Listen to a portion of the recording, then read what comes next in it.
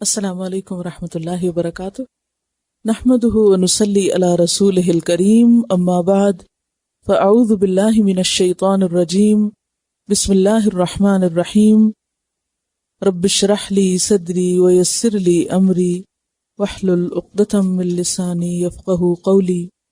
آیت 175 سے تفسیر۔ وَاتْلُ علیہم، اور پڑھیے ان پر، سنائیے ان کو، نبأ خبر، نبأ کون سی خبر ہوتی ہے؟ اہم خبر، الذی اس شخص کی، اب شخص کا نام نہیں بتایا گیا۔ بعض نے کہا یہ بنی اسرائیل کا ایک شخص بلعم بن باور تھا، بعض کہتے ہیں کہ یہ امیہ بن ابی السلط السیفی تھا، جو بہت ہی ایک پڑھا لکھا اور زبردست شاعر تھا، جو اس بات کا انتظار کر رہا تھا کہ شاید نبوت مجھے مل جائے، اور بعض نے کچھ اور نام بھی لیے۔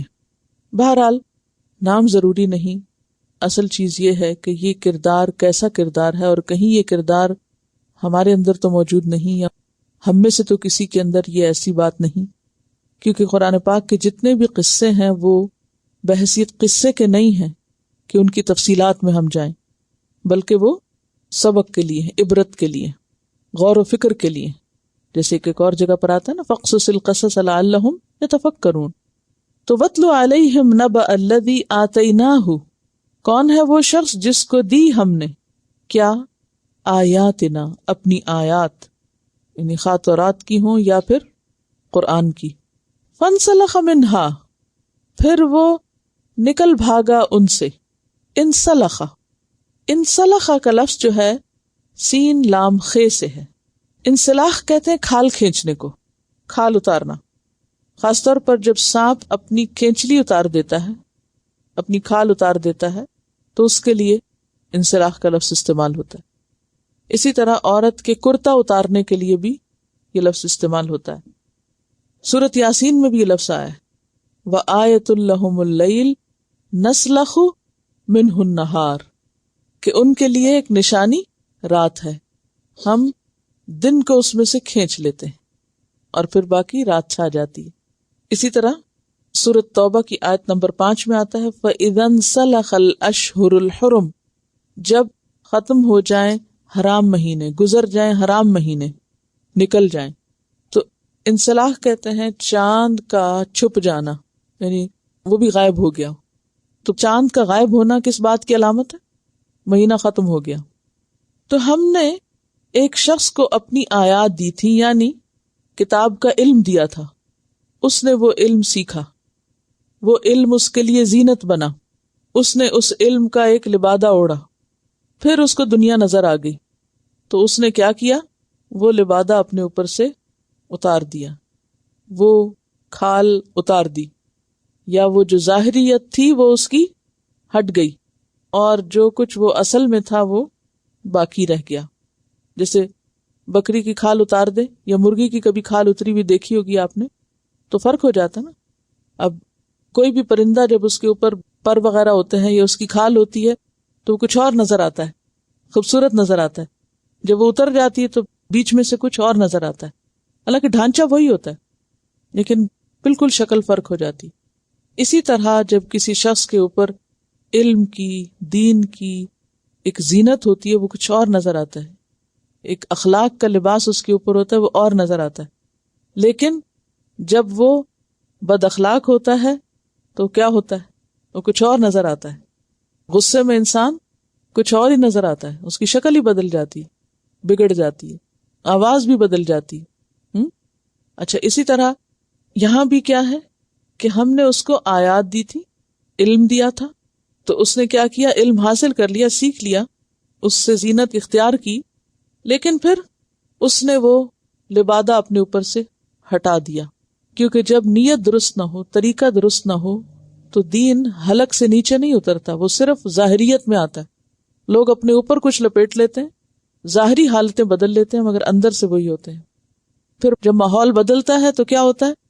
وہ ظاہری لبادہ بھی اتر جاتا ہے، پھر وہ ویسے کے تیسے نظر آتے ہیں جیسے اس سے پہلے ہوتے ہیں، یا اس سے بھی بدترین۔ فانسلخ منہا، اب کیا ہوا جب اس نے لبادہ اتارا؟ فأتبعہ الشیطان، پیچھے لگ گیا اس کے شیطان، شیطان کو موقع مل گیا اس کے پیچھے لگنے کا۔ فکان من الغاوین، تو ہو گیا وہ بہکے ہوئے لوگوں میں سے، گمراہوں میں سے۔ اللہ نے اس کو اپنی آیات دی تھی، کتاب دی تھی، دین کا علم دیا تھا، لیکن وہ دنیا کے لالچ میں ایسا پڑا کہ اس نے دین کا لبادہ سارا اتار پھینکا۔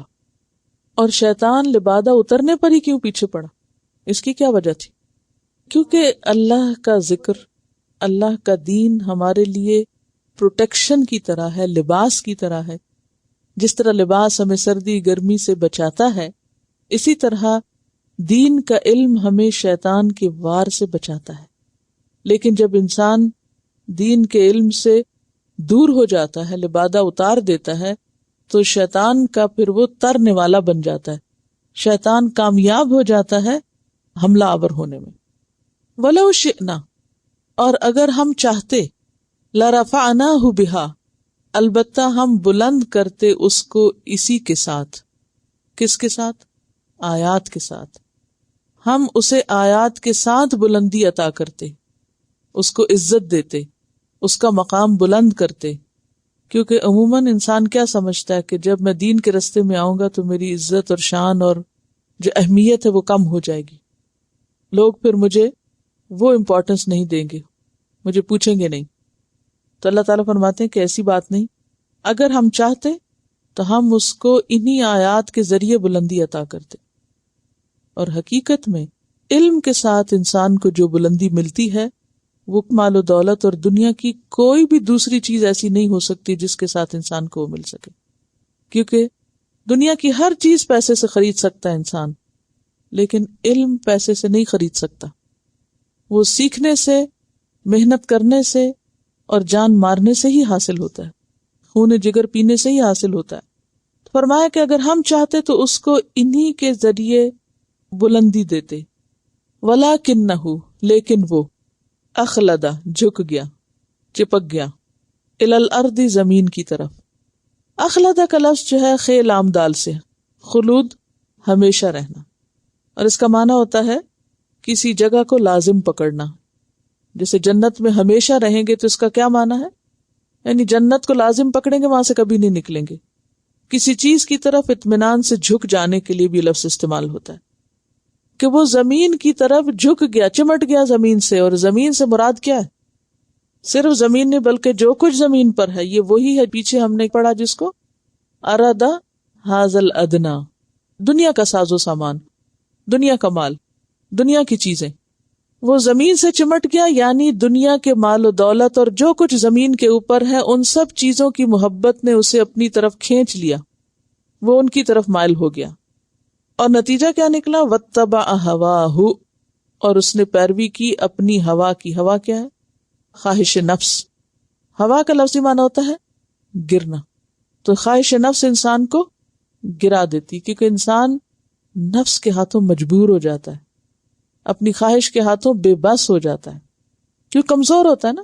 جو لوگ مضبوط کردار کے مالک ہوتے ہیں وہ خواہشات کو اپنے کنٹرول میں کرتے ہیں، وہ خواہشات کو کنٹرول کر لیتے ہیں، وہ خواہشات کے نتیجے میں بہکتے نہیں ہیں۔ لیکن چونکہ یہ غاوی تھا، غاوی کی جمع ہے غاوین، یہ بہکنے والا تھا، لہذا کہتے ہیں نا وہ فلاں بہک گیا، یعنی اپنی خواہشات کے پیچھے دیوانہ ہو گیا۔ فَمَثَلُهُ، تو اس شخص کی مثال، کَمَثَلِ الْكَلْبِ، مانند مثال کتے کے ہے، یعنی یہ شخص کتے کی طرح ہے۔ جیسے اردو میں بھی کہتے ہیں نا نفس کا کتا۔ کتا کس چیز کا سمبل ہے؟ لالچ اور گریڈ کا۔ وہ ایک مشہور کہانی بھی ہے نا کتے کی، وہ جو لالچ بری بلا ہے، تو اس کی مثال کتے کی طرح۔ اب دیکھیے کہ قرآن پاک میں مختلف جانوروں سے مثالیں دی گئی ہیں، مثلا مکڑی سے مثال دی گئی، عنکبوت کی، مکھی کی مثال ہے، ذباب کی، مچھر کی بات کی گئی ہے، مثال تو نہیں دی گئی مگر بات کی گئی ہے۔ پھر اسی طرح گدھے کی بات کی گئی ہے کہ وہ لوگ مثل الذین حملوا التوراۃ ثم لم يحملوها، وہ لوگ جنہیں تورات اٹھوائی گئی تھی پھر انہوں نے اس کو اٹھایا نہیں، کمثل الحمار، ان کی مثال گدھے کی طرح ہے، یحمل اسفارا، جو بوجھ اٹھائے ہوئے ہو، یعنی پڑھتے تو بہت ہیں سمجھتے کچھ نہیں۔ جیسے گدھے کے اوپر کتابیں لدی ہوئی ہیں، ایسے انہوں نے کتابوں کا بوجھ تو اٹھایا ہوا لیکن ان کی عملی زندگی میں کچھ نظر نہیں آتا اس کا اثر۔ تو یہاں ایسے شخص کو کتے سے تشبیہ دی گئی کہ اس کی مثال کتے کی طرح ہے، ان تحمل علیہ، اگر تو اس پر بوجھ لا دے یا حملہ کرے، دونوں معنی ہو سکتے ہیں. عام طور پر حملہ کرے کا معنی کیا گیا. اگر تو اس پر حملہ کرے یعنی مارے اس کو، کچھ پھینکے اس کی طرف. مثلا آپ نے کتے کو بھگانے کے لیے کچھ مارا تو کتا یہ نہیں سمجھتا کہ یہ مجھے مارنے کے لیے آیا ہے، بلکہ وہ کیا سمجھتا ہے یہ شاید میرے کھانے کے لیے کچھ آیا ہے. تو وہ بھاگنے سے پہلے ایک دفعہ پلٹ کے ضرور دیکھتا ہے کہ کیا گرا ہے، ہاں وہ اس کے اوپر ہی کیوں نہ لگا ہو. تو اگر تو اس پر حملہ کرے، یلحف، زبان باہر نکالے. اور کتے کی گریڈ خاص طور پر کہاں سے ظاہر ہوتی ہے؟ اس کی زبان لٹکانے سے. عام طور پہ کہتے ہیں نا کیا تمہاری زبان للچا رہی ہے یا زبان لٹکی ہوئی ہے، یہ بھی شاید اسی سے ہی نکلا ہے. تو لام ہے تے لحاظ کہتے ہیں شدت پیاس کو، یعنی لحاظ کہتے ہیں پیاس کی گرمی کو اور موت کی سختی کو، کیونکہ موت کی سختی کے وقت بھی انسان پیاسا ہوگا. تو اگر تو اس پر حملہ کرے تب بھی وہ زبان باہر نکالے، او تترک ہو، یا چھوڑ دے، اگنور کرے، کچھ نہ دے، نہ مارے، تو بھی یلحس، زبان لٹکائے رکھے، یعنی اس کی زبان ہر وقت لٹکتی.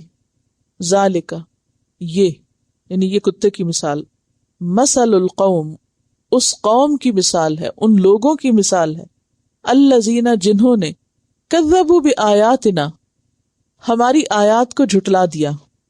اب یہاں آیات کو جھٹلانے سے کیا مراد ہے؟ کہ ان کو فراموش کر دیا، ان پہ عمل نہ کیا، ان کو مانا ہی نہیں.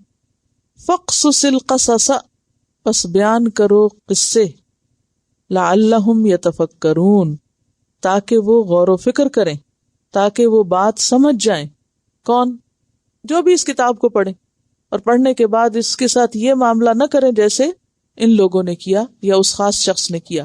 کیونکہ دین کا علم تو انسان کا تزکیہ کرتا ہے اندر باہر سے، لیکن اگر کوئی شخص کتاب کا علم حاصل کر کے پھر کتاب سے غفلت برتے اور دنیا کے پیچھے بھاگتا رہے، دنیا کا کتا بن جائے، تو وہ پوری طرح شیطان کا شکار ہو جاتا ہے.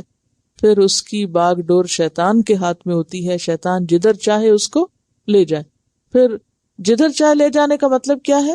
کہ اسے پھر کوئی بھی برائی کرتے ہوئے، قرآن کی مخالفت کرتے ہوئے، جن باتوں سے قرآن نے منع کیا ہے ان کا کھلم کھلا ارتکاب کرتے ہوئے کوئی ڈر حیا شرم نہیں ہوتی.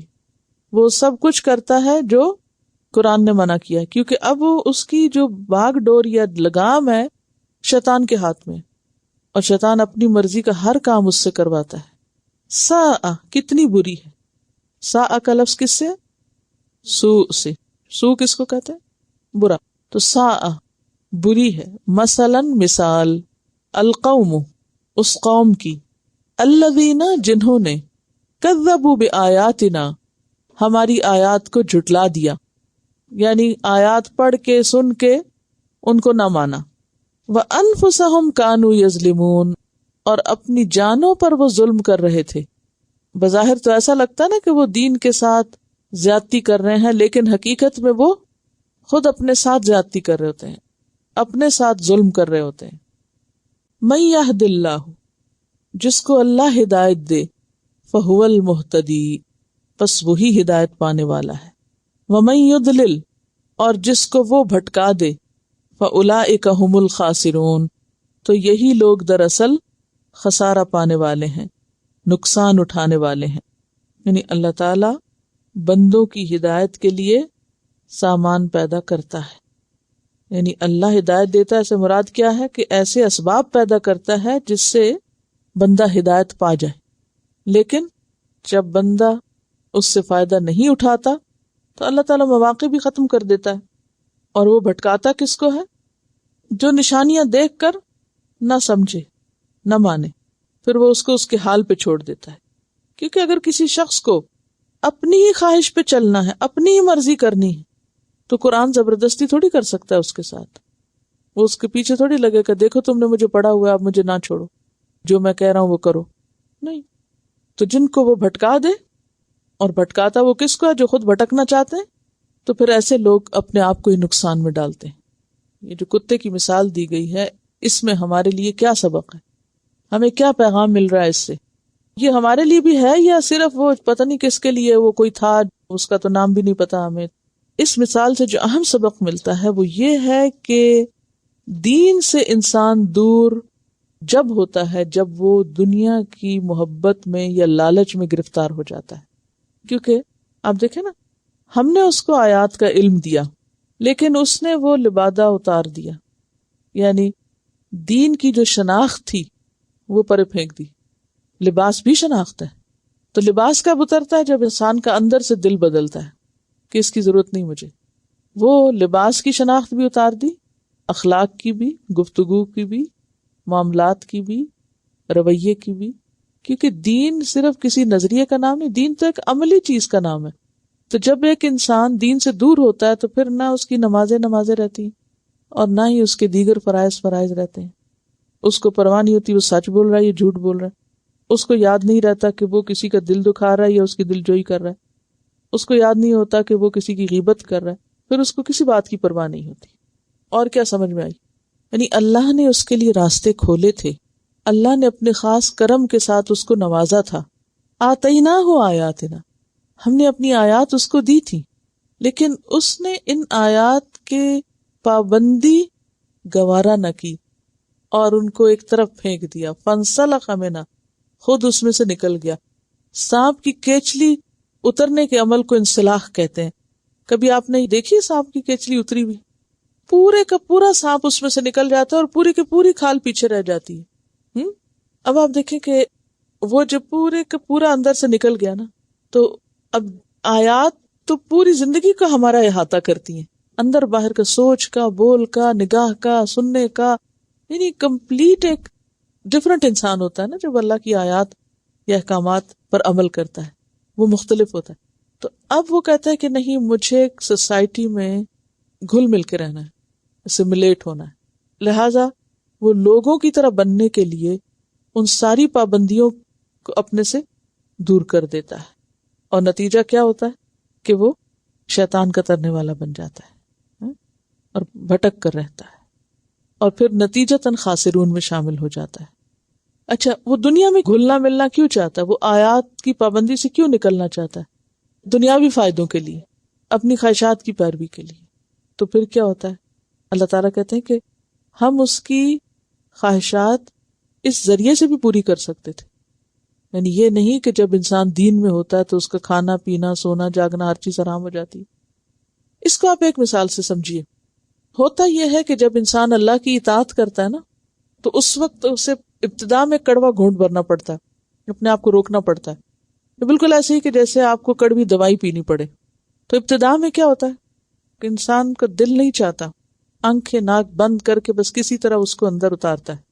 لیکن جب دوا چلی جاتی ہے اور اس دوا سے انسان کو فائدہ ہونے لگتا ہے، اس کا دکھ درد دور ہوتا ہے، تو پھر کیا ہوتا ہے؟ اس کو نیکسٹ ڈوز لینا آسان ہو جاتا ہے، اس کو سکون آ جاتا ہے. اچھا، پھر کیا ہوتا ہے؟ نیکسٹ ڈوز لینے سے اور صحت ہوتی ہے، تو اب اس کا اور حوصلہ بڑھتا ہے، پھر اگلی ڈوز پھر لے لیتا ہے، اور اس طرح وہ صحت یاب ہو جاتا ہے. اسی طرح آپ دیکھیے کہ اطاعت مشکل کام، لیکن اطاعت کا نتیجہ لذیذ ہوتا ہے. اطاعت میں بھی ایک لذت ہوتی ہے. اچھا، اس لذت میں انسان ایسا سرشار ہوتا ہے کہ پھر اطاعت کی طرف قدم اٹھاتا ہے، مزید لذت ملتی، پھر اور اطاعت کرتا ہے، اور قربانی کرتا ہے، پھر اور لذت ملتی. لہذا سٹیپ بائی سٹیپ وہ آگے بڑھتا چلا جاتا ہے. بالکل اسی طرح جب انسان ایک غلط کام کرتا ہے تو اس کا بھی ایک مزہ ہوتا ہے، اس کا بھی ایک نشہ ہوتا ہے. اب جیسے شراب پینے والے اگر ایک گھونٹ پیتے ہیں تو اس سے بظاہر وہ گھونٹ کوئی خوشگوار نہیں ہوتا، کوئی بہت لذیذ چیز نہیں ہے شراب. تو اب کیا ہے، اس نے وہ پیا، اس میں اس کو لذت ہوئی، اب مزید مزید مزید. تو گناہ کا ایک مزہ جو آتا ہے گناہ کر کے، پھر اس سے آگے اور اس سے آگے اور پھر انسان اس دلدل میں دھنستا چلا جاتا ہے. تو بات یہ ہے، اللہ تعالیٰ سمجھانا یہ چاہتے ہیں کہ اگر تم ان آیات کی پابندی قبول کرتے تو ہم تمہیں اسی میں ہی لذت دے دیتے. جی ہاں، جمنا ضروری ہے، تو اسی میں ہی تمہیں فائدہ ہو جاتا، اسی سے ہی تمہیں بلندی مل جاتی. لیکن تم نے اللہ کی اطاعت کی بجائے اللہ کی نافرمانی کے ذریعے دنیا کے حقیر فائدے حاصل کرنا چاہے تو نتیجہ کیا ہوا؟ اللہ تعالیٰ نے بھی تمہیں پھر بھٹکنے کے لیے چھوڑ دیا اور تمہارا دشمن تم پہ غالب آ گیا. یعنی کہ وہ آیات سے نکلنے کا عمل اتنا اسموتھ ہوتا ہے بعض اوقات، کیونکہ دنیا کی طرف جانے میں جیسے سپورٹ ملتی جاتی ہے تو انسان کو پتہ بھی نہیں چلتا اور آؤٹ ہو چکا ہوتا ہے، کیونکہ وہ پھسلنے کا عمل ہوتا ہے نا. تو جب کوئی چیز پھسل کے نکلتی ہے تو کیا ہوتا ہے؟ پھسلنے میں کتنی دیر لگتی ہے، اور پھسل کے انسان کہاں سے کہاں پہنچتا ہے. شیطان تو طاق میں بیٹھا ہوا ہے، وہ تو انتظار میں ہے کہ ذرا سا یہ نرم پڑے اور ذرا سا یہ لپکے تو میں اس کو پکڑ کے اور نیچے لے آؤں. مشکلات تو لازمی آتی ہیں اور وہ امتحان ہوتا ہے انسان کا، اور جب انسان فرم ہو جاتا ہے تو پھر اللہ تعالیٰ راستے بھی آسان کر دیتا ہے. اصل میں دنیا میں آئے جو امتحان کے لیے، تو ہم سوچیں کہ امتحان نہ ہو اور امتحان کے بغیر ہی پاس ہو جائیں اور امتحان کے بغیر ہی اگلے درجے پہنچ جائے، یہ محال ہے. وَلَقَدْ ذَرَأْنَا لِجَهَنَّمَ وَلَقَدْ ذَرَأْنَا، اور البتہ تحقیق پیدا کیے ہم نے. پیچھے پڑ چکے نا، ذَرْءٌ ذَرَأَ کا مطلب پیدا کرنا ہوتا ہے. لِجَهَنَّمَ، جہنم کے لیے. لام یہاں عاقبت کا ہے، غایت کا نہیں. عاقبت کس کو کہتے ہیں؟ انجام، نتیجہ. لام عاقبت کا ہے اور غایت کس کو کہتے ہیں؟ مقصد. غایت کا نہیں، عاقبت کا ہے. یعنی بعض لوگ جو دنیا میں ہم نے پیدا کیے وہ اپنے غلط کام، برے اعمال کے نتیجے میں اس مقام پہ پہنچ گئے، یہ مانا ہے. یعنی اس مقصد کے لیے نہیں بنائے تھے ہم نے، بلکہ ان کو بدعمالیوں کی وجہ سے یہ دن دیکھنے پڑے یا یہ مقام دیکھنا پڑا. کون سا مقام؟ جہنم، جہنم. اور البتہ تحقیق پیدا کیے ہم نے جہنم کے لیے. جہنم کے لیے یعنی جہنم ان کا انجام ہوا، یہ مراد ہے. کثیرن، بہت سے. من الجن، جنوں میں سے. والانس، اور انسانوں میں سے. جنوں اور انسانوں میں سے بہت سے لوگ ہیں ہی جہنم کے قابل. وائے، کیوں؟ اس لیے کہ لہم قلوبن، ان کے لیے دل ہیں، یا ان کے پاس دل ہیں، ان کو ہم نے دل دے رکھے ہیں. لا یفقہون بہا، نہیں وہ سمجھتے ساتھ ان کے، ان سے سمجھ بوجھ کا کام نہیں لیتے، دلوں سے سمجھنے کا کام نہیں لیتے. یفقہون کا لفظ کس سے نکلا؟ فقہ سے. علم سے اگلا درجہ ہوتا ہے سمجھ بوجھ، غور و فکر. وَلَهُمْ، اور ان کے پاس اعین، آنکھیں ہیں. لا یبصرون بہا، نہیں وہ دیکھتے ان کے ساتھ. وَلَهُمْ آذان، اور ان کے لیے کان ہیں. لا یسمعون بہا، نہیں وہ سنتے ان کے ساتھ، وہ سنتے ہی نہیں. اولئک، یہی لوگ. کون لوگ؟ جو سوچتے، دیکھتے اور سنتے نہیں. کل انعام، مویشیوں کی طرح ہیں، چوپایوں کی طرح ہیں، بھیڑ بکریوں کی طرح ہیں، یا گائے بھینس کی طرح ہیں. کیونکہ ان کی بھی آنکھیں ہوتی ہیں مگر کتاب نہیں پڑھ سکتے، کان ہوتے ہیں، آپ کی بات سمجھتے نہیں ہیں. اگر آپ گائے کے سامنے کھڑے ہو کے کہیں کہ میں تمہیں مار ڈالوں گی تو گائے آپ کو دیکھتی جائے گی، وہ آپ کو کچھ بھی نہیں کہے گی. میں تمہیں ایک لگاؤں گی، وہ ویسے ہی دیکھتی رہے گی، اسے اثر ہی کوئی نہیں، چاہے آپ ایک لگائیں یا دو لگائیں یا چار لگائیں. حالانکہ وہ آپ کو دیکھ رہی ہے اور اس کا کان بھی وہ سن رہی ہے، لیکن اس کو سمجھ نہیں. اس کا دل بھی ہے، گائے ذبح کرے تو دل نکلے گا اس کے اندر سے بہت بڑا سا، لیکن وہ اس سے وہ کام نہیں لے رہی جو انسان لیتا ہے.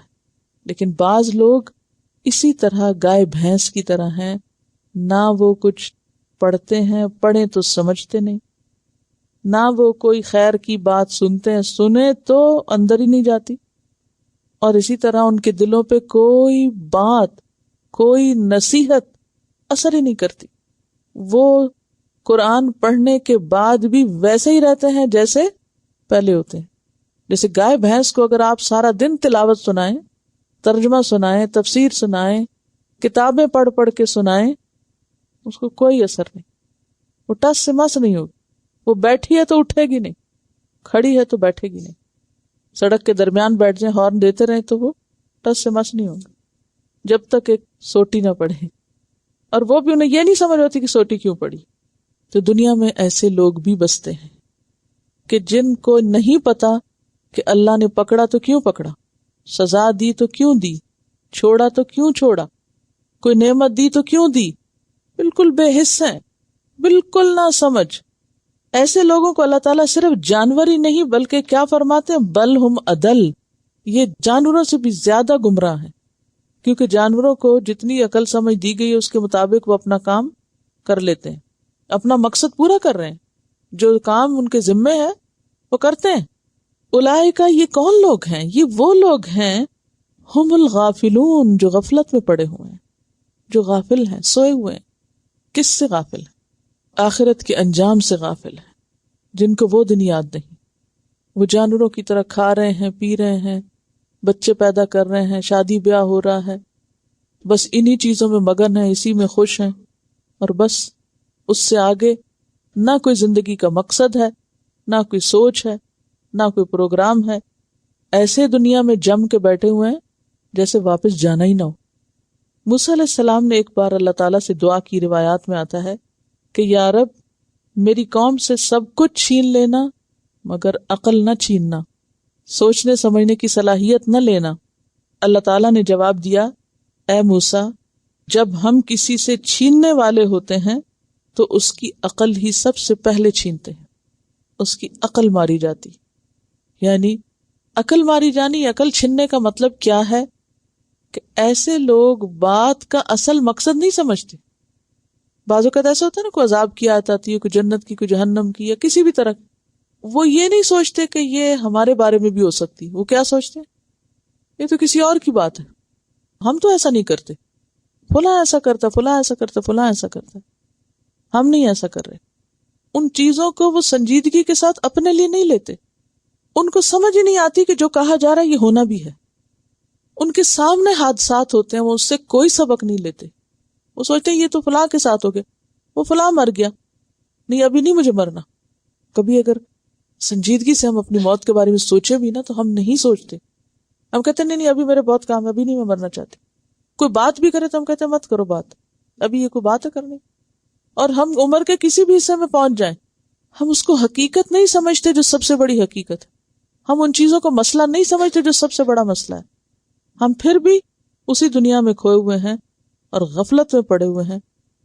جیسے قرآن پاک کی ایک اور آیت میں آتا ہے نا، یعلمون ظاہرا من الحیات الدنیا وہم عن الآخرۃ ہم غافلون، وہ دنیا کی ظاہری چیزوں کا خوب علم رکھتے ہیں، دنیاوی امور کے بڑے ماہر ہیں۔ یعلمون ظاہرا من الحیات الدنیا، دنیا کی ظاہری رونق، چمک اور دنیا کی نعمتیں اور دنیا کے فائدے اور نقصان اور وقتی آمد و رفت، ان چیزوں کے خوب ماہر۔ لیکن آخرت کی بات جہاں آتی ہے بالکل کورے۔ دنیا کی باتیں، دنیا کی سیاست پہ جتنے چاہو تبصرے کر لو اور کروا لو، کھیلوں کے بارے میں ایک ایک چیز پتا ہوگی، فلموں کے بارے میں خوب تفصیلات معلوم ہوگی، لیکن آخرت کی بات، موت کے بعد کیا ہونا ہے، موت تو بعد میں ہے، یہاں کیوں آئے، یہاں کیا کرنا ہے، ہمیں کیا ذمہ داری ہے ہماری، کس موقع پہ ہمارا کیا رول ہے، بحیثیت ماں کیا رول ہے، بحیثیت بیٹی کیا رول ہے، بحیثیت بیوی کیا رول ہے، بحیثیت امت مسلمہ کے فرد کی کیا ذمہ داری ہے میری، اس سے غافل۔ تو اگر ہمیں دنیا میں صرف کھانے پینے کو پیدا کیا گیا یا صرف ہمیں دنیا کے عیش و عشرت کے لیے پیدا کیا، تو یہ جانور وغیرہ بہت ہیں، جنگلوں میں گھومتے پھرتے ہیں، سیر و تفریح کرتے ہیں، چرتے ہیں، فریش فوڈ کھاتے ہیں، سارا دن ان کا صرف ایک کام ہے، پرندے صبح گھونسلوں سے نکلتے ہیں، سارا دن کیا کام ہے ان کا، صرف ایک ہی کام ہے اور کوئی کام نہیں ان کا، نہ انہیں پڑھنا، نہ پڑھانا، نہ سیکھنا، نہ سکھانا ہے، کوئی کام نہیں ان کا سوائے اس کے۔ تو اگر انسانوں کی زندگی کا بھی صرف یہی مقصد ہو اور ساری ان کی دماغ کی صلاحیتیں، ان کی آنکھیں، ان کے کان، ان کی انرجی، ان کی سوچ ہر وقت صرف دنیا کے حاصل کرنے کے پیچھے ہی لگی ہوئی ہو اور اس سے آگے کچھ انہیں نظر نہ آتا ہو، وہ بھول جائیں اسی سوچ میں کہ انہیں کسی نے پیدا بھی کیا اور کسی کے پاس واپس بھی جانا ہے، تو پھر وہ کہاں سے افضل ہیں جانوروں سے؟ اللہ تعالیٰ تو انہیں جانوروں کی طرح بھی نہیں، جانوروں سے بھی بدتر قرار دیتا ہے۔ دیکھیے کہ دنیاوی اعتبار سے عام روزمرہ کی زندگی میں جب ہم کسی کو عقل مند ہونے کا فتویٰ دیتے ہیں کہ فلاں بہت عقل مند ہے، عام روزمرہ زندگی کی مثالوں پہ غور کریں جو ہمارے آس پاس، دائیں بائیں، آگے پیچھے ہوتا ہے، جو ہمارے کان سنتے رہتے ہیں، دیکھتے رہتے ہیں، جو دنیا میں کامیاب نظر آتا ہے اس کو عقل مند قرار دیتے ہیں. جو موقع پرست انسان ہو، جو ہر موقع سے فائدہ اٹھانا جانتا ہو، اس کو کیا قرار دیتے ہیں؟ یہ بہت سمجھدار ہے. آخرت کے حساب سے نہیں دیکھتے. تو اللہ تعالیٰ قرآن پاک میں اولو الالباب اور عقل مند لوگ کس کو قرار دیتے ہیں؟ جو ہمیشہ کا فائدہ سامنے رکھے، نہ کہ وقتی اور عارضی. اس میں آپ دیکھیے کہ بنی اسرائیل کا رویہ اور ان کا رد عمل کیا تھا یا ان کا طریقہ کیا تھا. وہ عقل مندی کس کو سمجھتے تھے؟ کتاب کو چھوڑنے میں اور یاخذون عرض ھذا الادنی لینے میں. تم کیا بے وقوف ہو گئے ہو، اپنا وقت ضائع کر رہے ہو، تمہیں ملے گا کیا، حاصل کیا ہو رہا ہے، نتیجہ کیا نکلے گا، کیا کماؤ گے. وَلِلَّهِ الْأَسْمَاءُ الْحُسْنَى، اور اللہ ہی کے لیے ہیں نام اچھے اچھے. اسماء اسم کی جمع ہے جو کسی کی ذات پر دلالت کرتا ہے، اور الحسنى احسن کی مؤنث ہے. احسن جو ہے اسم التفضیل ہے، زیادہ اچھا، تو اس کے مؤنث میں یعنی اسماء کی صفت حسنہ ہے، یعنی زیادہ اچھے، بہت اچھے جسے آپ کہہ سکتے ہیں. اور اللہ کے لیے ہیں نام اچھے اچھے یا بہت اچھے. صرف اچھے نہیں بلکہ یا تو 2 دفعہ اچھے اچھے یا پھر بہت اچھے. فادعوہ بہا، پس پکارو اس کو ان ناموں کے ساتھ. کن ناموں کے ساتھ؟ اچھے اچھے ناموں کے ساتھ.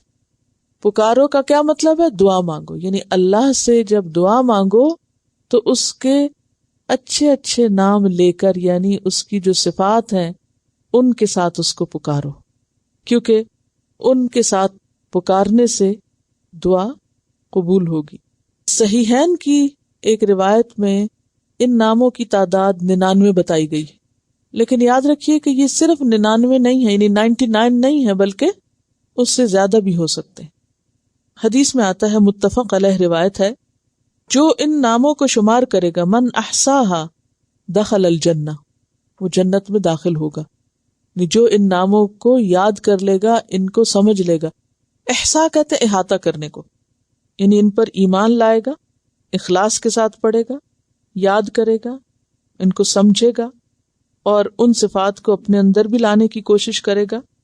تو پھر کیا کرنا چاہیے؟ ان ناموں کو یاد کر لینا چاہیے. من احصاها میں پہلی چیز یاد کرنا ہی ہے. اگر سارے یاد نہ ہو تو کم از کم وہ 99 تو یاد کر لیں. اس پر ایک کیسٹ ہے، اللہ کے خوبصورت نام. 2 ہیں والیوم، اچھا ٹھیک ہے، کیونکہ 99 نام جو ہیں تو اس لیے اللہ تعالیٰ کی صفات کا ان میں ذکر ہے. اور یہ ایک حقیقت ہے کہ جتنی اللہ کی صفات انسان کو پتہ چلتی جاتی ہیں اتنی ہی اللہ سے محبت بڑھتی ہے، اللہ تعالیٰ سے ایک قریبی تعلق پیدا ہوتا ہے. اور یہ ایک نفسیاتی سا اثر ہوتا ہے کہ اگر آپ کسی انسان کو بھی اس کے نام سے بلاتے ہیں نا تو کیا ہوتا ہے، ایک دم وہ آپ کے قریب ہو جاتا ہے یا آپ اس کے قریب ہو جاتے ہیں. یعنی کسی بھی انسان کے لیے یہ بہت خوشی کی بات ہوتی ہے کہ کسی نے اس کا نام یاد رکھا. اور پھر جب نام لے کے آپ کسی کو بلاتے ہیں تو وہ ایک پرسنل فیلنگ آتی ہے، ایک قریبی تعلق کا اس سے اظہار ہوتا ہے. تو اگر ایک عام انسان کی یہ فیلنگ ہے تو پھر آپ دیکھیے کہ اللہ تعالیٰ کے لیے جو اچھے اچھے نام ہیں ان ناموں کے ساتھ اس کو پکارنا اللہ تعالیٰ کو کتنا زیادہ پسند ہو سکتا ہے. نبی صلی اللہ علیہ وسلم نے فرمایا، جس شخص کو کوئی غم یا بے چینی یا اہم کام پیش آئے اس کو چاہیے کہ یہ کلمات پڑھے، سب مشکلات آسان ہو جائیں گی. لا الہ الا اللہ العظیم الحلیم، لا الہ الا اللہ رب العرش العظیم، لا الہ الا اللہ رب السماوات والارض ورب العرش العظیم. اب اس میں کیا ہے؟ کوئی دعا ہے اس میں؟ صرف اللہ کی صفات، اللہ کے نام، اللہ کی وحدانیت کا بیان ہے. لا الہ الا اللہ العظیم الحلیم، لا الہ الا اللہ رب العرش العظیم، لا الہ الا اللہ رب السماوات والارض ورب العرش العظیم. یہ رنج و غم کی دعاؤں میں عام طور پہ ایسا تھا نا، انسان کی زندگی میں کوئی نہ کوئی غم، کوئی نہ کوئی تکلیف، کوئی نہ کوئی پریشانی ہوتی ہے، تو اس وقت انسان کو یہ سمجھ نہیں آتی کہ میں کیا پڑھوں، کیا کروں کہ غم دور ہو. تو اس دعا کو آپ لکھ کے کہیں سامنے بھی لگا سکتے ہیں، کسی مرر پہ لکھ کے لگا دیں تاکہ پھر بھولے نہ. وَلِلَّهِ الْأَسْمَاءُ الْحُسْنَى، اور اللہ کے لیے ہیں اچھے اچھے نام. فَادْعُوهُ بِهَا، اب یہ کیا کہا جا رہا ہے؟ دعا مانگو، پکارو اس کو ان ناموں کے ساتھ، جیسے ہم کہتے ہیں یا اللہ، یا رحمان، یا کریم، یا مجیب الدعوات، ذوالجلال والاکرام، یا پھر اسی طرح کہتے ہیں یا حی یا قیوم برحمتک استغیث، تو اس میں بھی اللہ کے اسماء حسنی ہے۔ فادعوہ بہا وذروا الذین، اور چھوڑو ان لوگوں کو، وذرن کیا ہوتا ہے؟ چھوڑنا، کن کو؟ وہ لوگ یلحدون جو الحاد کرتے ہیں، فی اسمائہ اس کے ناموں میں، ان لوگوں کو چھوڑ دو جو اس کے ناموں میں الحاد کرتے ہیں۔ الحاد کا لفظ جو ہے یہ لحد سے ہے۔ لحد کس کو کہتے ہیں؟ قبر کو، صرف قبر نہیں، بغلی قبر۔ بغلی قبر کیا ہوتی ہے؟ یعنی پہلے سیدھا گڑھا کھودا جاتا ہے اور پھر نیچے جا کے سائڈ سے کھودا جاتا ہے۔ تو اب آپ دیکھیں سیدھا کھودتے کھودتے آپ کس طرف چلے گئے؟ سائڈ سے دیوار کھودنا شروع ہو گئے، آپ نے انحراف کیا، یعنی رخ بدل لیا کھودنے کا۔ تو اس کو کہتے ہیں الحاد۔ الحاد کہتے ہیں انحراف کو، صحیح راستے سے ہٹ جانا، سیدھی راہ سے منہ موڑنا۔ تو ان لوگوں کو چھوڑ دو جو اس کے ناموں میں الحاد کرتے ہیں، یعنی سیدھے راستے سے منحرف ہو جاتے ہیں۔ وہ کس طرح؟ اس کا کیا طریقہ ہو سکتا ہے؟ اور یہ کون لوگ ہیں؟ اصل میں اشارہ شرک کرنے والوں ہی کی طرف ہے کہ اللہ کو پکارو، صرف اس کو پکارو، اور جو لوگ اللہ کے ناموں میں زیادتی کرتے ہیں، اللہ کی صفات دوسروں کو دے دیتے ہیں، یا اس کے ناموں پر اوروں کے نام رکھ دیتے ہیں، جیسے مشرکین مکہ نے کیا، اللہ سے کیا بنا دیا؟ اللات، وہ دیوی کا نام رکھ دیا نا اللات، یہ اصل میں اللہ ہی سے ہے۔ پھر اسی طرح منات المنان سے، عزا العزیز سے۔ تو اصل تو اللہ کی صفت کیا تھی؟ العزیز۔ انہوں نے کیا کیا؟ انحراف کیا، اللہ کو چھوڑ کر دیویوں کو پکارنے لگے، اور دیویوں کے نام بھی کس پہ رکھ دیے؟ اللہ کے ناموں پہ۔ تو یہ ہے الحاد، انحراف۔ تو ایسے لوگوں کو مت فالو کرو، ان کو چھوڑو، اور اس کے برعکس سیدھے اللہ کو پکارو، جیسے قرآن پاک میں بارہا پکارنے کے لیے کہا گیا ہے، وَإِذَا سَأَلَكَ عِبَادِي أَنِّي فَإِنِّي قَرِيبٌ أُجِيبُ دَعْوَةَ الدَّاعِ إِذَا دَعَانِ، پیچھے آپ پڑھ چکے ہیں، فَلْيَسْتَجِيبُوا لِي وَلْيُؤْمِنُوا بِي أَمَّن يُجِيبُ الْمُضْطَرَّ إِذَا دَعَاهُ وَيَكْشِفُ السُّوءَ، قرآن پاک میں آتا ہے نا سورۃ النمل آیت 62 میں، کون ہے جو بے قرار کی دعا سنتا ہے اور اس کی تکلیف دور کرتا ہے۔ اور پھر سوال یہ پیدا ہوتا ہے کہ کن ناموں کے ساتھ پکارا جائے؟ کیا کسی ایک مخصوص نام کے ساتھ، یا پھر کوئی بھی نام ہو سکتا ہے؟ اللہ تعالیٰ کو کسی بھی اچھے نام سے آپ پکار سکتے ہیں، ٹھیک ہے؟ جیسے قرآن پاک میں آتا ہے نا، قُلِ ادعوا اللَّهَ أَوِ ادعوا الرَّحْمَٰنَ أَيَّمَّا تَدْعُوا فَلَهُ الْأَسْمَاءُ الْحُسْنَىٰ، کہ اللہ کہہ کے پکارو یا رحمان کہہ کے پکارو، یعنی خواہ یا اللہ کہو یا رحمان کہو، جو بھی تم پکارو گے تو سارے اس کے اچھے نام ہیں، یعنی کسی بھی نام کے ساتھ پکار سکتے ہو، دعا کی مناسبت ضرورت کے مطابق بھی، ٹھیک ہے نا؟ لیکن ان لوگوں کو چھوڑ دو جو الحاد کرتے ہیں۔ اور الحاد کی ایک تو یہی قسم ہے جو میں نے ابھی آپ کو بتائی۔ اصل میں اگر الحاد کے ساتھ بریکٹ میں آپ شرک لکھ لینا تو بات آسان ہو جائے گی سمجھنی۔ یعنی ہمارے لیے حق کیا ہے کہ ہم اللہ کو پکارے، اسی سے مانگے، صرف اس کی طرف توجہ کریں۔ لیکن اگر کوئی اس کو چھوڑ کر دائیں یا بائیں کسی اور طرف متوجہ ہوتا ہے تو اس نے کیا کیا؟ الحاد کیا۔ اور جس کی طرف متوجہ ہوا اس نے کوئی نام تو دیا، انہی اللہ اسمان سمیتموہا، اور پھر وہ نام بھی کس کے دے دیے؟ اللہ ہی کے۔ تو اللہ کے نام بس اللہ ہی کے لیے ہیں، کسی اور کے لیے نہیں ہے۔ کسی اور کو ان صفات سے موصوف نہیں کرنا چاہیے، اور نہ کسی بندے کو اللہ کی صفت میں شریک کیا جائے، ٹھیک ہے؟ ایک اور معنی یہ کہ اللہ کے یہ نام بندوں کو نہیں دے سکتے، مثلا الرحمن کوئی بندہ نہیں ہو سکتا، ٹھیک ہے؟ پھر اسی طرح اللہ کا ذاتی نام تو خیر کسی کو بھی نہیں دے سکتے، لیکن خاص نام بھی اللہ کے سوا کسی اور کو نہیں دینا چاہیے، نہیں نہیں لگا سکتے۔ مثلا کریم انسان کی بھی صفت ہو سکتی، رؤوف کسی انسان کو کہا جا سکتا، لیکن الکریم اور الرؤوف صرف اللہ ہی کی ذات ہے، نہیں صرف وہی خاص ہے اس نام سے۔ پھر اسی طرح کچھ چیزیں ایسی ہیں کہ جو اللہ تعالیٰ کی شان کے خلاف ہیں۔ بندوں کو تو آپ ان ناموں سے پکارتے ہیں، لیکن اللہ کو ان ناموں سے نہیں پکار سکتے۔ مثلا اللہ تعالیٰ الشافی تو ہے، شفا دینے والا، لیکن آپ اللہ تعالیٰ کو ڈاکٹر نہیں کہہ سکتے یا حکیم نہیں کہہ سکتے، ٹھیک ہے؟ اچھا، اللہ تعالیٰ کی کتاب ہے قرآن پاک، تو آپ یہ نہیں کہہ سکتے کہ اس کتاب کا رائٹر، اللہ تعالیٰ کو رائٹر نہیں آپ کہہ سکتے یا مصنف نہیں کہہ سکتے، ٹھیک ہے؟ پھر اسی طرح اللہ تعالیٰ کریم ہے، لیکن اس کو سخی نہیں کہہ سکتے، ٹھیک ہے نا؟ یہ جو ابھی بات ہوئی تھی نا کہ اللہ کے اچھے اچھے نام ہیں، جس نام سے چاہو پکارو، اب اس میں کوئی پابندی نہیں لگائی گئی، حتیٰ کہ نام کی بھی نہیں لگائی گئی، جس نام سے چاہو پکارو۔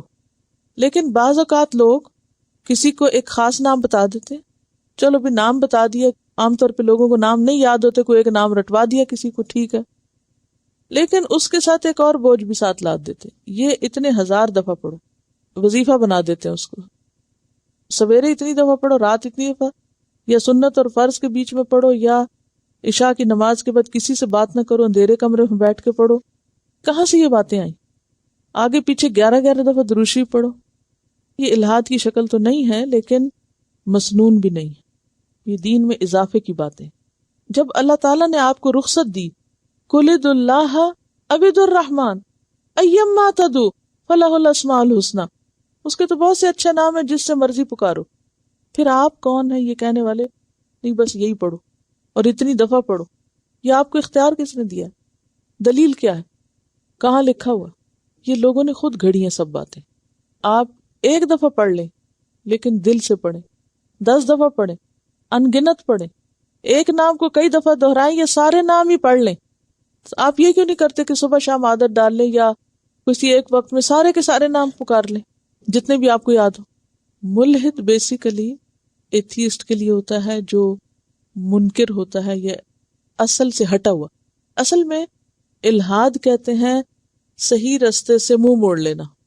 مرتد بھی وہ ہو سکتا ہے، وہ مشرک بھی ہو سکتا ہے، وہ کوئی بھی ہو سکتا ہے جس کے سامنے اصل رستہ موجود ہو اور وہ اس کو چھوڑ کے دائیں بائیں نکل جائے، ڈائیورٹ ہونے کو کہتے ہیں۔ پھر الہاد کی ایک قسم یہ بھی ہے کہ اللہ کے ناموں میں تعویل کر لینا، یا اللہ کو بندوں سے یا بندوں کو اللہ سے تشبیہ دینا، تو یہ بھی ہم نہیں کر سکتے۔ لیس کمثلہ شیء، اس جیسی کوئی چیز ہے ہی نہیں۔ یا اللہ تعالیٰ کے لیے اپنی طرف سے کوئی نام اضافہ کر لینا، یعنی جو اس نے اپنا نام نہیں رکھا۔ سیجزون، ان قریب جزا دیے جائیں گے، ما کانوا، جو تھے وہ، یعملون، عمل کرتے، وَمِمَّنْ خَلَقْنَا، اور ان میں سے جنہیں ہم نے پیدا کیا۔ کون ہے وہ؟ سارے لوگ۔ امتن، ایک امت ہے، اشارہ ہے امت محمد صلی اللہ علیہ وسلم کی طرف۔ یہدون بالحق، وہ رہنمائی کرتے ہیں حق کے ساتھ، وبہ یعدلون، اور اسی کے ساتھ انصاف کرتے ہیں۔ پیچھے آپ نے یہی صفت کس کے لیے پڑھی تھی؟ بنی اسرائیل کے لیے، کہ بنی اسرائیل میں سے ایک گروہ ایسا ہے کہ جو حق کے ساتھ لوگوں کی رہنمائی کرتا ہے اور حق کے ساتھ انصاف کرتا ہے۔ اب یہی صفت تمام انسانوں میں سے ایک گروہ کی بتائے گی، اور وہ گروہ امت محمد صلی اللہ علیہ وسلم ہے، کہ امت محمد صلی اللہ علیہ وسلم میں سے یا سارے انسانوں میں سے ایک گروہ ایسا ہے جو حق پر قائم ہے، حق ہی کے ساتھ لوگوں کی رہنمائی کرتا ہے اور اسی کے ساتھ وہ لوگوں کے درمیان انصاف کرتا ہے۔ نبی صلی اللہ علیہ وسلم نے فرمایا، ربیع بن انس سے روایت ہے کہ ایک قوم برابر حق پر قائم رہے گی، یعنی قیامت تک کچھ لوگ حق پر قائم رہیں گے، یعنی دنیا میں ہمیشہ موجود رہیں گے ایسے لوگ، یہاں تک کہ عیسیٰ ابن مریم آسمان سے اترے، یعنی اس وقت بھی یہ گروہ حق پر ہوگا، انحراف نہیں کرے گا ادھر ادھر۔ نبی صلی اللہ علیہ وسلم نے فرمایا، میری امت 73 فرقوں میں بٹ جائے گی، تاہم ان میں سے ایک فرقہ ایسا ہوگا جو ہمیشہ حق پر قائم رہے گا یہاں تک کہ قیامت قائم ہو جائے۔ یعنی امت میں بھی بگاڑ آئے گا، لیکن امت کے اندر قیامت تک صحیح عقیدے والے لوگ اور صحیح طریقے والے لوگ بھی موجود رہیں گے۔ ابو سعید خدری سے روایت ہے کہ نبی صلی اللہ علیہ وسلم نے فرمایا، تم بھی پہلے لوگوں کی راہوں پر جا پڑو گے، اگر وہ بالشت بھر بڑھے تو تم ہاتھ بھر بڑھو گے، یعنی کہ وہ اگر بالشت بھر دین سے باہر نکلے تو تم ہاتھ بھر، حتیٰ کہ اگر وہ کسی گوہ کے سوراخ میں گھسے تھے تو تم بھی ضرور گھسو گے۔ ہم نے عرض کیا یا رسول اللہ صلی اللہ علیہ وسلم، پہلے لوگوں سے مراد یہود و نصارہ ہیں؟ فرمایا اور کون ہے؟ یعنی جس طرح انہیں دین دیا گیا اور انہوں نے اصل کتاب اور اصل دین کو چھوڑ کے اور چیزوں کو اختیار کر لیا اور اصل رستے سے ہٹ گئے، اسی طرح تمہارے اندر بھی ایسے لوگ ہوں گے جو اپنے آپ کو بظاہر مسلمان کہیں گے لیکن اسلام والی کوئی چیز ان کے اندر موجود نہ ہوگی سوائے نام کے، کہ وہ اصل رستے سے ہٹے ہوئے ہوں گے۔ دیکھیے اصل رستے سے انسان کب ہٹتا ہے؟ جب اصل کا پتہ ہی نہیں ہوتا۔ دیکھیں نا، آپ جب شک میں پڑ جاتے ہیں کہ اچھا اس سڑک پہ جانا ہے یا اس پہ، کیا پتہ یہاں سے مڑنا، چلو یہاں سے نکل جاتے، اور اگر غلط ہوئے تو چلو پھر واپس آ جائیں گے۔ تو اگر کسی کو پتا ہو تو وہ کبھی بھی نہیں مڑے گا۔ بعض اوقات ایسا ہوتا ہے نا، 2-3 گاڑیاں اکٹھی جا رہی ہوتی ہیں، ان میں سے جس گاڑی کو صحیح رستہ آتا ہے وہ کیا کرتے ہیں، وہ آگے نکل جاتے ہیں اور وہ نہیں ادھر ادھر مڑتے، وہ صحیح رستے پہ جاتے ہیں، اور باقی جن کو شک ہوتا ہے وہ دائیں بائیں مڑ کے رستہ کھو دیتے ہیں۔ تو صحیح رستے کی پہچان بھی ضروری ہے۔ والذین کذبوا، اور وہ لوگ جنہوں نے جھٹلایا، بآیاتنا، ہماری آیات کو، اور یہاں آیات سے مراد کیا ہے؟ قرآن۔ سنستدرجہم، ان قریب ہم درجہ بدرجہ لے جائیں گے ان کو۔ استدراج درجہ سے ہے، دال رے جیم، یعنی تھوڑا تھوڑا کر کے آہستہ آہستہ پکڑیں گے ان کو، آہستہ آہستہ ہلاکت کے قریب کریں گے۔ من حیث لا یعلمون، جہاں سے وہ جانتے بھی نہ ہوں گے۔ یہ جو استدراج ہے، یہ ڈھیل دینا ہے، یہ بھی انسان کے لیے بہت بڑی آزمائش ہے۔ اور یہ استدراج کیا ہوتا ہے، اس کی پیچھے مثال گزر چکی ہے سورۃ الاعراف میں، کچھ یاد ہے؟ نافرمانی کے باوجود نعمتوں کا زیادہ ملنے لگنا، اور اس میں انسان پھر اور زیادہ نافرمانی کی طرف نکل پڑتا ہے، حتیٰ کہ اللہ تعالیٰ پھر اس کو پکڑ لیتا ہے۔ سورۃ الانعام آیت 44 اور 45 میں آپ پڑھ چکے ہیں، فَلَمَّا نَسُوا مَا ذُكِّرُوا بِهِ فَتَحْنَا عَلَيْهِمْ أَبْوَابَ كُلِّ شَيْءٍ حَتَّى إِذَا فَرِحُوا بِمَا أُوتُوا أَخَذْنَاهُمْ بَغْتَةً فَإِذَا هُمْ مُبْلِسُونَ فَقُطِعَ دَابِرُ الْقَوْمِ الَّذِينَ ظَلَمُوا وَالْحَمْدُ لِلَّهِ رَبِّ الْعَالَمِينَ۔ سورۃ المومنون آیت 55 اور 56 میں آتا ہے، أَيَحْسَبُونَ أَنَّمَا نُمِدُّهُمْ بِهِ مِن مَّالٍ وَبَنِينَ نُسَارِعُ لَهُمْ فِي الْخَيْرَاتِ بَل لَّا يَشْعُرُونَ، کیا وہ سمجھتے ہیں کہ ہم ان کو مال اور بیٹوں سے جو مدد دے رہے ہیں یہ ان کے حق میں اچھا ہے، ہم ان کو بھلائیوں میں جلدی کر رہے ہیں۔ نُسَارِعُ لَهُمْ فِي الْخَيْرَاتِ بل لا يشعرون، بلکہ ان کو شعور ہی نہیں۔ کس بات کا شعور نہیں؟ کہ یہ ہماری آزمائش ہے، دنیا کی نعمتوں کا زیادہ مل جانا امتحان ہے ہمارے لیے۔ انسان اس بھول میں رہتا ہے کہ شاید یہ اللہ کی رضامندی کی علامت ہے، اور یہ ایک حقیقت ہے، جس شخص کو بھی زیادہ ملتا ہے یا مرضی کے مطابق زندگی ملتی چلی جاتی ہے، وہ اسی خوش فہمی میں مبتلا ہو جاتا ہے کہ اللہ اس سے بہت راضی ہے۔ جتنا کچھ بھی ہو، ہمیشہ اپنی غلطیوں اور کوتاہیوں اور جو نہیں کیا اس پہ نظر رہنی چاہیے۔ ٹھیک ہے، اللہ تعالیٰ نعمتیں دیتا ہے اور دنیا کی زندگی میں اہل ایمان کو بھی دیتا ہے، لیکن کسی بھی نعمت کو پا کے بگڑنے، اکڑنے، فخر اور غرور کرنے اور اسے اپنا ذاتی کمال سمجھنے اور اپنی لیاقت اور اپنی نیکی کا ذریعہ سمجھنے کی کوئی گنجائش نہیں۔ جو بھی ملے شکر کریں، اور ہمیشہ دیکھیں کہ میں نے کیا کیا، اللہ نے تو مجھے اتنا دیا، میں نے کیا حق ادا کیا، کیا میں نے بھی وہ کیا جو وہ مجھ سے چاہتا ہے؟ اس نے تو مجھے وہ دے دیا جو میں چاہتی تھی، لیکن میں نے بھی وہ کیا جو وہ مجھ سے چاہتا ہے۔ اکثر ایسے ہی ہوتا ہے نا کہ ہم اللہ تعالیٰ سے کوئی چیز طلب کرتے ہیں، اللہ تعالیٰ ہمیں دے دیتے ہیں، اور اس چیز کے پانے کے بعد ہم اللہ ہی کو بھول جاتے ہیں سب سے پہلے، اور اس چیز میں مگن ہو کے رہ جاتے ہیں۔ یہی ہمارا امتحان ہوتا ہے۔ ایسے میں اللہ تعالیٰ فرماتے وہ املی لہم، میں ان کو ڈھیل دے رہا ہوں۔ اس کا کیا مطلب ہے ڈھیل دے رہا ہوں؟ یعنی فوراً نہیں پکڑ رہا۔ ان قیدی متین، میری چال بڑی پکی ہے۔ متین کا لفظ متن سے نکلا ہے۔ متن کہتے ہیں مضبوط چیز کو، مضبوط جگہ کو، پختہ چیز کو۔ اصل میں ریڑھ کی ہڈی کا جو دایاں اور بایاں حصہ ہوتا ہے نا، جہاں آپ کے کولے ہوتے ہیں، ہپ پلیٹ جس کو آپ کہتے ہیں، اس کو متن بولتے ہیں۔ سارے جسم کی ہڈیوں میں سب سے زیادہ مضبوط یہی حصہ ہوتا ہے، ٹھوس حصہ۔ اس پر جسم کھڑا ہوتا ہے نا، پھر ریڑھ کی ہڈی اس میں فکس ہوتی ہے۔ تو یہ حصہ متن کہلاتا ہے. اور قید کس کو کہتے ہیں؟ خفیہ تدبیر کو. حسن تدبیر بھی ہو سکتا ہے. اور املی املا سے ہے. املا کس کو کہتے ہیں؟ لمبی امیدیں دلانا. میں انہیں ڈھیل دے رہا ہوں لیکن میری چال، میری تدبیر بڑی مضبوط ہے. میں نے ان کے پکڑنے کا ایک وقت مقرر کر رکھا اور جب وہ وقت آتا ہے تو پھر کوئی اس سے بھاگ نہیں سکتا. اب الم یتفکروا، کیا انہوں نے غور و فکر نہیں کیا؟ انہوں نے کبھی سوچ سمجھ سے کام نہیں لیا؟ ما بصاحبہم من جنہ، ان کے ساتھی کو کچھ جنون نہیں. ساتھی سے مراد کون ہے؟ نبی صلی اللہ علیہ وسلم. اصل میں نبی صلی اللہ علیہ وسلم لوگوں کو یہ کہتے تھے کہ لوگوں دنیا کی بجائے آخرت کے لیے سوچو. تو ان کی سمجھ میں یہ بات نہیں آتی. وہ کہتے ہیں یہ تو مجنون ہو گئے، یہ کیا کہتے ہیں ہمیں کہ ہم دنیا چھوڑ دیں، آخرت کو دنیا پہ ترجیح دیں. آج بھی کوئی شخص اگر یہی بات کہے تو لوگ اس کو کیا قرار دیں گے؟ یہ بے وقوف ہے، ٹو مچ کرنے والا، اس کا دماغ چل گیا ہے، یہ تو اب کسی اور ہی دنیا میں ہے. ہماری ایک دوست تھی تو وہ پنجابی لوگ تھے، تو پنجابی کا ایک محاورہ تھا کہ یعنی کہ جب دین کی طرف آئیں تو ظاہر ہے کہ وہ سارا طریقہ زندگی بدلا. اور تو جب کبھی ان کے رشتے دار مل کے بیٹھتے تھے تو وہ ان کا ذکر کرتے تو کہتے اس کا کوئی حال نہیں، اس کو نہ پوچھ، اس شودی نے تو اپنا بھی نہیں پتا. شودی کہتے ہیں بیچاری، اور یعنی کہ وہ تو ہر حال سے گئی ہے. یعنی جب وہ رسمیں وغیرہ کرتے، جیسے جینے مرنے پہ رسمیں ہوتی ہیں نا، جب کوئی فوت ہو تو وہ رسموں کے ایک لامتناہی سلسلے انہوں نے سارے چھوڑ دیے. اب وہ ان پہ اتنا ترس کھاتے تھے کہ ان بیچاری کا تو کوئی حال ہی نہیں رہا کہ یہ تو ہر طریقے سے گئی. پھر اسی طرح شادیوں پر کئی دن کے مسئلے چلتے تھے، تو وہ جب انہوں نے وہ سارے چھوڑے تو افسوس کرتے تھے کہ یہ بیچاری ہو گئی، اس کو تو اپنی بھی خبر نہیں ہے. اور آج بھی اگر کوئی شخص دنیا کی بجائے آخرت کو اپنی منزل اگر بنا لے تو لوگ دماغ خراب ہونے کو بھی کہتے ہیں اور ساتھ ترس بھی کھاتے ہیں کہ یہ بیچارہ کسی حال کا نہیں رہا. اولم یتفکروا، کیا انہوں نے کبھی غور و فکر نہیں کیا؟ ان کی عقل کام نہیں کرتی؟ ما بصاحبہم من جنہ، ان کے ساتھی کو کوئی جنون نہیں. ان ہوا الا نذیر مبین، نہیں وہ مگر ڈرانے والا کھلم کھلا.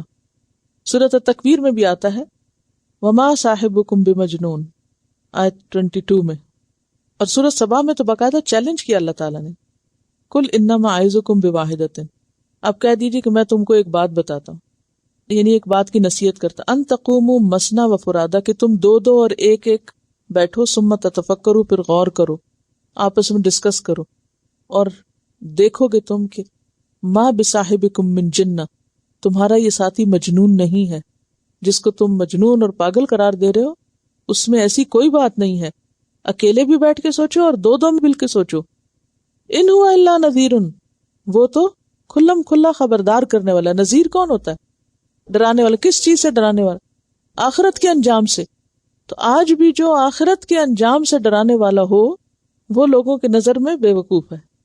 بین یدی عذاب شدید، شدید عذاب کے پہلے. سورۃ المومنون آیت 70 میں فرمایا ام یقولون بہ جنہ بل جاءہم بالحق واکثرہم للحق کارہون، کیا وہ کہتے ہیں کہ ان کو جنون لاحق ہے؟ نہیں، وہ تو ان کے پاس حق لے کر آیا اور اکثر لوگ حق کو ناپسند کرتے ہیں. اکثریت کی بات کی جا رہی ہے کہ میجورٹی حق کو پسند نہیں کرتی، سچی بات ان کو اچھی نہیں لگتی، سچائی کو سننا نہیں چاہتے، حق کو قبول نہیں کرنا چاہتے. کیوں؟ اصل بات یہ ہے کہ جو ایک بامقصد انسان ہوتا ہے نا، وہ مصلحت پرست نہیں ہوتا. مصلحت پرستی کیا ہوتی؟ موقع کی مناسبت سے موقع پرست آدمی، کمپرومائز کرنے والا موقع پرست آدمی.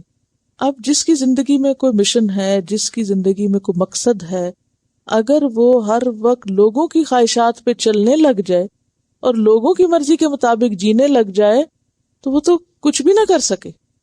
جب آپ اللہ کو راضی کرنا چاہتے ہیں تو آپ کو کہیں نہ کہیں تو جا کے لوگوں کو ناراض کرنا ہی پڑتا ہے کہ نہیں. اب یہ جو چیز ہوتی ہے یہ لوگوں کے لیے قابل قبول نہیں ہوتی. جب آپ ان کے طریقے چھوڑتے ہیں تو وہ آپ کو جینے نہیں دیتے. بامقصد انسان ہمیشہ رسم و رواج سے اوپر ہو کے سوچتا ہے، اس کی سوچ عام لوگوں جیسی نہیں ہوتی. عام لوگ دنیا میں جیتے ہیں، ہر چیز دنیا کے فائدے کے مطابق کرتے ہیں. بامقصد انسان جس کا مقصد آخرت ہو وہ ہر چیز وہاں کے حساب سے دیکھتا ہے کہ وہاں کیا فائدہ دے گا اور وہاں کیا نقصان دے گا. اب خود بخود جب منزل فرق ہو گئی تو معیار بھی فرق ہوگے، کاموں کے طریقہ کار بھی فرق ہوگے، روش بالکل الٹ ہوگی. اگر لوگ ادھر جا رہے ہیں تو وہ ادھر جا رہا ہے، وہ ٹرینڈز کے خلاف بغاوت کر رہا ہے وہ ہر چیز پہ. اب اس بغاوت کو لوگ کیا نام دیں گے؟ حماقت، بے وقوفی، کہ دیکھو اسے پرواہ نہیں کہ ہم اس کا ساتھ چھوڑ دیں گے. کیونکہ اگر آپ لوگوں کے ساتھ نہ چلیں تو لوگ بھی تو آپ کے ساتھ نہیں چلتے نا، پھر وہ بھی آپ کا ساتھ نہیں دیتے. تو یہاں آ کر ایک کشمکش شروع ہو جاتی ہے. اب اس میں انسان کیا سوچتا ہے، اچھا وہ بہن بھائی ناراض ہو گئے تو یہ نقصان ہو جائے گا میرا، فلاں ناراض ہو گیا تو یہ نہیں ملے گا مجھے. اب وہ جب کیلکولیشن کرتے کہتے میں تو کہیں کا بھی نہیں رہا، چھوڑو پرے اس کو، چلو ادھر ہی کو جدھر لوگ چل رہے ہیں. اس دنیا میں جینے کا، کامیابی کا یہی راز ہے کہ جو لوگ کر رہے ہیں وہی کرو. اب جب انسان وہی کرے گا جو لوگ کر رہے ہیں تو انجام بھی تو لوگوں کے ساتھ ہی ہوگا نا. اگر لوگ نہ سمجھ ہیں، لوگوں کو نظر نہیں آتا، لوگ حق نہیں سننا چاہتے، لوگوں کو حق سخت ناپسند ہے، اور آپ جان بوجھ کے پڑھ لکھ کے سب کچھ وہی کریں تو پھر فرق تو کچھ نہ رہ گیا. تو یہاں پر یہ ہے کہ اس عمل کو، یعنی زمانے کی روش کے خلاف چلنے کو لوگ جنون سے تعبیر کرتے ہیں کہ یہ مجنون لوگ ہیں، فنیٹکس ہیں. لیکن اللہ کی طرف بلانے والے کو مجنون کہنا بہت بڑا ظلم ہے. کیوں؟ اس لیے کہ انہوں نے آسمان و زمین کی بادشاہت نہیں دیکھی کہ بلانے والا انہیں کس کی طرف بلا رہا ہے، کس چیز کی طرف لے جا رہا ہے. اولم ينظروا فی ملکوت السماوات والارض، کیا انہوں نے آسمان و زمین کی ملکوت کو نہیں دیکھا؟ ملکوت ملک سے ہی ہے، تیجا مبالغے کی ہے، پیچھے بھی یہ بات آپ پڑھ چکے ہیں. یعنی اللہ کی بادشاہت اور قدرت اور عظمت جو کائنات میں ہر طرف پھیلی ہوئی ہے، انہیں نظر نہیں آتی کہ بلانے والا لوگوں کو اس رب کی طرف بلا رہا ہے جو آسمان و زمین کا مالک ہے، اور آسمان و زمین پر اس کی بادشاہت چھائی ہوئی ہے. وما خلق اللہ من شیء، اور جو بھی اللہ نے پیدا کیا کوئی بھی چیز یا کسی بھی چیز میں سے، وان، اور یہ کہ عسا، ہو سکتا ہے، ان یکون، کہ ہو، قد اقترب، تحقیق قریب آ چکی، اجلہم، ان کی موت، وہ بھول گئے کہ ان کی موت ہی قریب آ چکی ہو. فبأی حدیث بعدہ یؤمنون، پھر اس حدیث یعنی قرآن کے بعد کس چیز کو یہ مانیں گے؟ کون سی چیز ان کی اصلاح کرے گی؟ انہیں کس چیز پر یقین آئے گا اگر ذالک الکتاب لا ریب فیہ پہ یقین نہیں؟ یعنی پیغمبروں نے آ کے لوگوں کو کس چیز کی دعوت دی؟ لا الہ الا اللہ، لوگوں اللہ کے بندے بن جاؤ، نفس کے بندے نہ بنو، دنیا کے بندے نہ بنو، اس طریقے پہ زندگی بسر کرو جو وہ چاہتا ہے. لیکن اس طریقہ زندگی میں ظاہر ہے کہ قربانیاں ہیں، اس قربانی کو لوگ جنون کا نام دیتے ہیں، ناسمجھی کا، پاگل پن اور حماقت کا نام دیتے ہیں. تو اس سے نکالنے کے لیے کہا گیا کہ دیکھو یہ باتیں جو دین کے نام پہ تمہیں بتائی جا رہی ہیں کوئی پاگل پن نہیں ہے، یہ تو اللہ کی طرف سے ہے سب کچھ. کیا انہوں نے اللہ کی عظمت نہیں پہچانی کہ وہ آسمان و زمین کا بادشاہ ہے، اور جو بھی کچھ پیدا کیا اس نے ان سب چیزوں کا بادشاہ وہی ہے. یعنی اس آیت میں 3 باتیں بتائی گئی ہیں. پہلی، ملکوت السماوات والارض پہ غور و فکر کی دعوت. دوسری، ما خلق اللہ من شیء، اللہ کی کسی بھی چیز، کسی بھی تخلیق کی طرف غور و فکر کی دعوت. اور تیسری بات، اس بات کی فکر مندی کرو ان عسیٰ ان یکون قد اقترب اجلہم، کہ موت کا وقت قریب ہو سکتا ہے. اس بات کی طرف سوچو. یعنی اگر تمہیں اللہ کی عظمت کی سمجھ نہیں آ رہی تو اپنی موت کو ہی یاد کر لو کہ مرنے میں کتنے دن باقی رہ گئے. فبأی حدیث بعدہ یؤمنون، تو اس حدیث سے مراد یہاں قرآن ہے. حدیث اصل میں لفظی طور پر بات کو کہتے ہیں، یعنی اللہ کی بات مراد ہے. اللہ کی بات کے بعد، قرآن کے بعد پھر وہ کس چیز کو مانیں گے؟ یعنی اور کون سی چیز ان کی نصیحت کا ذریعہ اور سبب بنے گی؟ تو آغاز ہوا تھا کتاب کی بات سے اور اختتام بھی ہو رہا ہے کتاب کی بات پہ. من یضلل اللہ فلا ہادی لہ، جس کو اللہ بھٹکا دے اسے کوئی ہدایت نہیں دے سکتا. وَيَذَرُهُمْ فِي طُغْيَانِهِمْ يَعْمَهُونَ، اور وہ ان کو ان کی سرکشی میں چھوڑ دیتا ہے کہ وہ بھٹکتے پھریں. ایسا کیوں ہوتا ہے کہ اللہ تعالیٰ کچھ لوگوں کو ان کی سرکشی میں سرگرداں چھوڑ دیتا ہے؟ اس کی وجہ، جب اللہ کی آیات اور قدرت، پھیلا ہوا آسمان، بادل، پہاڑ، درخت، بے شمار نشانیاں دیکھنے کے باوجود ان کو اللہ کی عظمت نظر ہی نہیں آتی، سمجھ ہی نہیں آتی، تو پھر اللہ تعالیٰ ان کو ان کے پاگل پن میں ہی چھوڑ دیتا ہے، ان کی ناسمجھی میں ہی چھوڑ دیتا ہے. اور ویسے بھی جب انسان دل سے کام نہیں لیتا تو دل کو زنگ لگ جاتا ہے. جس مشین سے آپ کام نہ لیں کیا ہوتا ہے، وہ مشین جیم ہو جاتی ہے، اسے زنگ لگتا ہے نا. قرآن پاک میں بالکل زنگ کا لفظ استعمال کیا گیا، کلا بل ران علی قلوبہم بما کانوا یکسبون، ہرگز نہیں بلکہ ان کے دلوں پہ زنگ چڑھ گیا ہے ان کی کمائیوں کی بدولت، جو کچھ یہ کرتے رہے ان کے اعمال کی وجہ سے، کیونکہ وہ سمجھ کے نہیں دیتے. یسألونک، وہ سوال کرتے ہیں آپ سے، عن الساعۃ، قیامت کے بارے میں. ساعت کہتے ہیں وقت کی سب سے چھوٹی گھڑی. اب تو ملی سیکنڈ اور اس سے بھی کم پیمانے بن گئے ہیں وقت کے. تو قیامت کو ساعت کیوں کہا گیا؟ کیونکہ اس کا واقع ہونا پل بھر میں ہو جائے گا، کلمح بالبصر، آنکھ کے جھپکنے، بلکہ اس سے بھی کم وقت میں، اتنی جلدی آئے گی وہ. یہ آپ سے قیامت کے بارے میں پوچھتے ہیں، سوال کرتے ہیں. سوال کیا ہے ان کا؟ ایان مرساہا، کہ وہ کب واقع ہوگی. ارسا کا لفظ جو یہ رے سین واو سے ہے. ارسا کہتے ہیں کشتی کا لنگر ڈال دینے کو. جب کشتی آ کے کنارے پہ رکتی ہے نا دریا یا سمندر کے، تو اس کا لنگر ڈال دیا جاتا ہے، تو اس سے کیا ہوتا ہے، کشتی ٹھہر جاتی ہے. لنگر ڈالنے کو انگریزی میں کیا کہتے ہیں؟ اینکر. ارسا ٹھہرنا، رکنا. وہ کہتے ہیں کہ قیامت کب آئے گی؟ قل کہہ دیجیے، انما علمها عند ربی، کہ اس کا علم میرے رب کے پاس ہے. جیسے سورۃ لقمان میں بھی آتا ہے نا، ان اللہ عندہ علم الساعہ. سورۃ فصلت میں آتا ہے الیہ یرد علم الساعہ. سورۃ غافر میں آتا ہے ان الساعۃ لآتیۃ لا ریب فیہا. سورۃ سبا میں آتا ہے وَيَقُولُونَ مَتَىٰ هَٰذَا الْوَعْدُ إِن كُنتُمْ صَادِقِينَ. وہ کہتے ہیں کب آئے گی یہ قیامت کی گھڑی اگر تم سچے ہو تو. سورۃ سبا 29 ہے. کہہ دیجیے اس کا علم میرے رب کے پاس، مجھے نہیں معلوم. لا یجلیہا، نہیں ظاہر کرے گا اس کو. کس کو؟ قیامت کو. یجلی کا کیا معنی ہوتا ہے؟ ظاہر کرنا، روشن کرنا. اسی سے لفظ جلی نکلا ہے.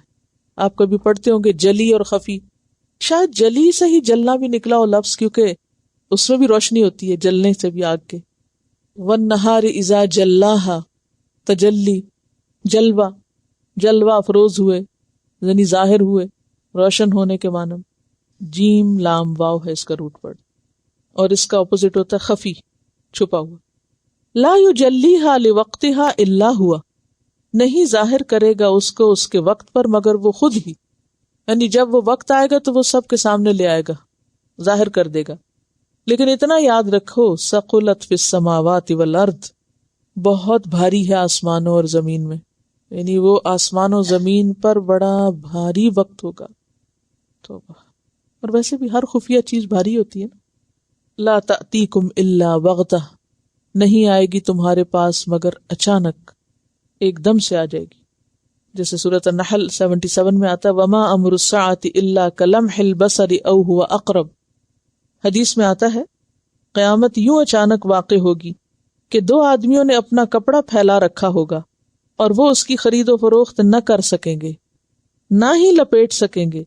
ایک آدمی اپنی اونٹنی کا دودھ دو رہا ہوگا مگر اسے پی نہ سکے گا، یعنی دودھ دو کر لوٹ رہا ہوگا اور وہ اس کو پی نہ سکے گا. ایک آدمی اپنا حوض درست کر رہا ہوگا مگر وہ اس میں سے اپنے جانور کو پانی نہ پلا سکے گا. ایک آدمی اپنا نوالا منہ کی طرف کرے گا مگر وہ اسے کھا نہ سکے گا، منہ میں ڈال نہ سکے گا. یعنی نوالا بنایا اس نے اور منہ تک لے جانے سے پہلے قیامت آ کے سب ختم ہو جائے. لا تأتیکم الا بغتہ، اچانک وارد ہوگی، ایک دم آئے گی. یسألونک، آپ سے ایسے پوچھتے ہیں، کأنک، گویا کہ آپ، حفی عنہا، اس کے بارے میں تحقیق کر رہے ہیں یا اس کے متلاشی. حفیٌ کا لفظ حفاوت سے ہے، تو آپ سے یوں پوچھتے ہیں گویا آپ اس کے بارے میں خوب باخبر ہیں. نہیں، ان اللہ عندہ علم الساعہ، اللہ نے اپنے پیغمبر کو بھی قیامت کا علم نہیں دیا. قل کہہ دیجئے، انما بے شک، علمها علم اس کا، عند اللہ اللہ کے پاس ہے. وَلَكِنَّ أَكْثَرَ النَّاسِ لَا يَعْلَمُونَ، لیکن اکثر لوگ جانتے نہیں. کیا نہیں جانتے؟ کہ اس کا علم اللہ تعالیٰ کے پاس، نبی صلی اللہ علیہ وسلم کو نہیں معلوم. وآخر دعوانا ان الحمد للہ رب العالمین. سبحانک اللہم وبحمدک نشہد ان لا الہ الا انت نستغفرک ونتوب الیک. السلام علیکم ورحمۃ اللہ وبرکاتہ.